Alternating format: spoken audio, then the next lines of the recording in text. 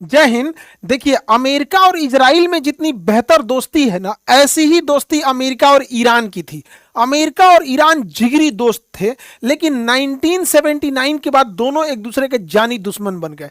कैसे एक western culture को छोड़कर इस्लामिक रिवॉल्यूशन की ओर ईरान चला गया, और कैसे आयतुल्लाह खमैनी का उदय होता है, और क्या ये सिनेरियो होता है, आईआरजीसी कैसे बनती है, ये हम शुरू से देखते हैं। देखिए, ईरान में पेट्रोलियम की खोज हो गई। ईरान से अंधाधुंध पेट्रोल लेके अमेरिका और ब्रिटेन जा रहे थे, लेकिन ईरान के एक प्रधानमंत्री होते हैं, नाम होता है मूसाडेक, मोहम्मद मूसाडेक। ये क्या करते हैं, ईरान की जितनी पेट्रोलियम कंपनी थी जिसे ब्रिटेन और अमेरिका तेल निकालती थी, उन कंपनियों को इन्होंने नेशनलाइज करके सरकारी घोषित कर दिया, और रातों रात ब्रिटेन और अमेरिका की कंपनी को जाना पड़ा। इससे वहां के लोग बहुत खुश हुए और रातों रात मूसाडेक वहां के हीरो बन गए। लेकिन अमेरिका और इसकी ब्रिटेन की खुफिया एजेंसी, अमेरिका का सीआईए और ब्रिटेन के MI16, ये मिलकर इनकी तख्ता पलट कर देते हैं और इन्हें गिरफ्तार करा देते हैं, और ईरान की सत्ता दे देते हैं एक ऐसे लालची व्यक्ति के पास, रजा पहलवी के पास। और रजा पहलवी जब आता है तो रजा पहलवी वहां पर एक राजतंत्र ला देता है, और रजा पहलवी अमेरिका के इशारों की कठपुतली बन जाता है। रजा पहलवी के आने के बाद ईरान के जितना पेट्रोलियम है उसे अमेरिका निकालता है, उसे रिफाइन करने का भी अमेरिका करता है, बेचने के लिए डॉलर का यूज करता है, इवन उस पेट्रोलियम को रखने के लिए भी अमेरिका की कंपनी करती है। यानी तेल तो था ईरान का, लेकिन पूरा मलाई खा रहा था अमेरिका। यह बात वहां के लोगों के अंदर तो चुभ रही थी, और रजा पहलवी के खिलाफ लोग हो गए थे ईरान के लोग। लेकिन इसके खिलाफ जब आवाज उठाया गया तो रूहुल्लाह खोमैनी ने इसके खिलाफ सबसे भरपूर तरीके से आवाज उठाया। लेकिन रूहुल्लाह खोमैनी के इस आंदोलन को रजा पहलवी ने बहुत सख्ती से दबा दिया, और रूहुल्लाह खोमैनी को ईरान छोड़कर जाना पड़ा। तो कभी ये ईरान छोड़ के इराक गए, सीरिया गए, तुर्की गए, फाइनली ये फ्रांस इनको शरण दिया था, फ्रांस में जाके रह गए। लेकिन वहां से भी संदेश भेजते थे, लेकिन उतना प्रभाव नहीं पड़ता था। जो लोग रजा पहलवी के खिलाफ आवाज उठाते थे, रजा पहलवी की जो खुफिया एजेंसी थी उसका नाम था सबाक। रजा पहलवी सबाक की मदद से उन लोगों को घर से उठवा लेता था, और जो उसके खिलाफ बोलता था उसकी पूरी फैमिली को उठा के इतना बुरा टॉर्चर करते थे सब, और मार डालते थे सब। कोई भी रजा पहलवी के खिलाफ बोलने के लिए तैयार नहीं था। रजा पहलवी अमेरिका के प्रभाव में आकर व्हाइट रिवॉल्यूशन लाता है, और ये रजा पहलवी एक नंबर का शराबी आदमी था, बाद में कैंसर से मरा भी, और एक नंबर का अय्यास था। ये अमेरिका से प्रेरित होकर व्हाइट रिवॉल्यूशन लाता है, और इसे शराब पीना और अय्यासी बहुत शौक था। तो इसने कहा कि लोग हमारे पे उंगली उठाएंगे, उससे अच्छा सबको शराबी बना दो, सबको अय्यास बना दो। 1979 की बात बता रहे हैं। उस समय ईरान में शराब खुलेआम हो गया। ये उस समय की स्टूडेंट्स का ड्रेस है ईरान में। इसने ऐसे कल्चर को वहां लागू कर दिया, अश्लीलता भर भर के ले आ दिया पूरा ईरान में। ये उस समय की मैगजीन चलती थी ईरान की, और वहां के बीचों पे लोग इस तरह का गुटखा, शराब, सिगरेट, ये सब चीजें पूरा वहां तेजी से फैल गई सब यहाँ पे। साथ ही वहां पर अश्लीलता इतनी बढ़ गई कि अंडरवियर पे ये सब नंगटे घूमने लगे सब यहाँ पे। अच्छा, अमेरिका का भी अलग टाइप का है यहाँ पे। अब देखिए, ये लोग ऐसा कपड़ा पहन के घूमेंगे तो बवाल हो जाएगा। एक तो बिहार का विधायक अंडरवियर पे ट्रेन में घुस गए थे तो बवाल, भैया तू खुलेआम घूमेगो यहाँ पे। ये तो मतलब क्या है कि महिला है तो कितना छोटा कपड़ा पहन लो, ये अमेरिका वालों का कल्चर है। खैर, यहाँ पे क्या ही अलग कल्चर। तो ये रजा पहलवी अपनी पत्नी के साथ मिलकर बहुत पैसा उड़ाता था। इसकी पत्नी भी वैसा ही बौंक थी, पूरा पैसा उड़ाने वाली थी यहाँ। साथ ही 1971 में इसने ऐसा भयंकर गलती किया रजा पहलवी ने कि पूरी ईरान की जनता खिलाफ हो गई। वह पेट्रोलियम का पैसा तो एक तो आ नहीं रहा था, अमेरिका ले जा रही थी। जो बचा हुआ पैसा था, 1971 में पार्सेपोलिस नाम का एक त्योहार आयोजित किया गया। पूरी दुनिया के लोगों को बुलाया गया, पर्सिया यानी ईरान के तेहरान में। पूरी दुनिया के राजदूतों को, पूरी दुनिया के नेताओं को बुलाया गया, अंधाधुंध पैसा खर्चा किया गया। दुनिया में इसकी आलोचना हुई, भैया इतना खर्चा करने की क्या जरूरत थी।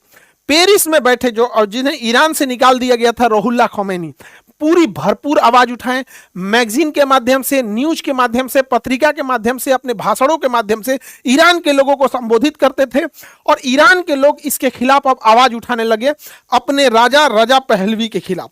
रजा पहलवी ने सबसे भीषण गलती क्या कर दिया, उसने क्या किया, 8 सितंबर 1978 को 8 सितंबर 1978 को लोग जुमे की नमाज पढ़ के बाहर निकल रहे थे और उसके खिलाफ पूरा प्रोटेस्ट कर रहे थे, राजा रेजा पहलवी के खिलाफ। यहां पर अमेरिका उसका साथ दे रहा था, लेकिन इन रेजा पहलवी की जो पुलिस थी, यानी जो पुलिस और पैरामिलिट्री को लगाकर इसने उन लोगों पे गोली चला दिया जिसे ब्लैक फ्राइडे कहते हैं।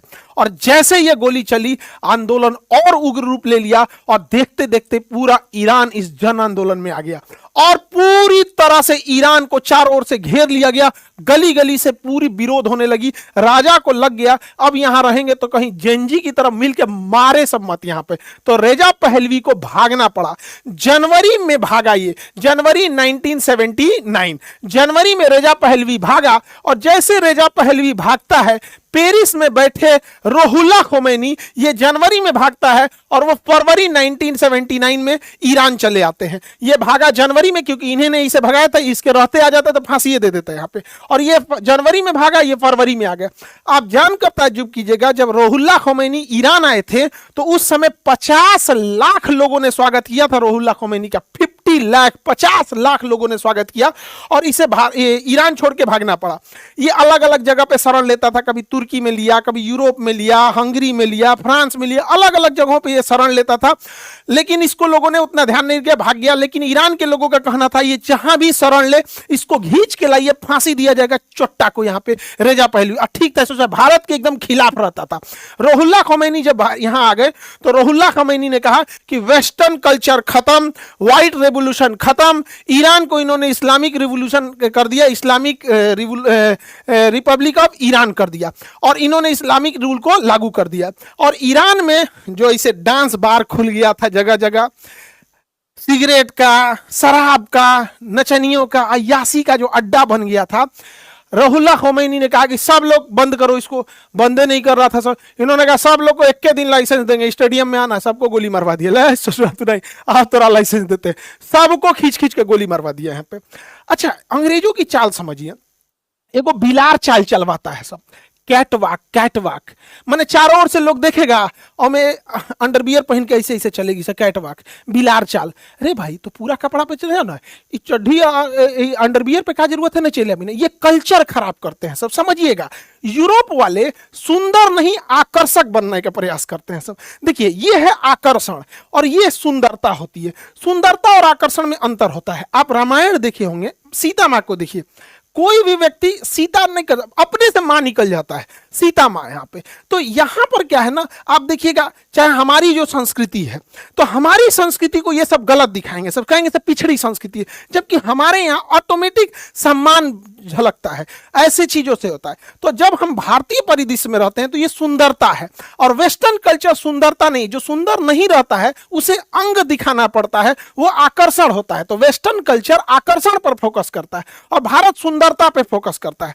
तो सुंदरता से सम्मान की नजर से देखा जाता है और इन लोगों को एक सामान के नजर से देखा जाता है। तो डिपेंड करेगा, सम्मान के लायक हैं तो सम्मान के नजर से, सामान बन के घूमिएगा तो सामान बन के लोग देखेगा यहाँ पे। खैर अपने टॉपिक पे आते हैं।